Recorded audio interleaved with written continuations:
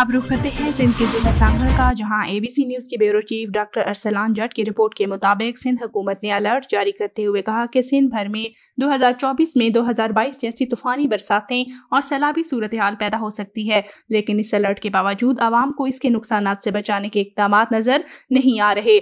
जिला सांगड़ में तबाही फैलाने वाले सेम नाले आज भी बंद हैं। 2022 में तूफानी बारिशों के बाद जिला सांगड़ में सेम नालों में जगह जगह शगाफ पड़ने से जो सैलाब आया था उसने लाखों अफराद को बेघर कर दिया था।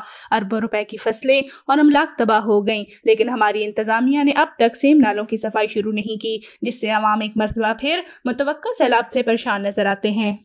सांगड़ की आवाम का मुतालबा है कि सिंध हुकूमत को बारिशों का अलर्ट जारी करने के साथ साथ ऐसे इकदाम उठाने की भी जरूरत है जिससे सांगड़ की आवाम एक बार फिर किसी तबाही का शिकार न हो सकें।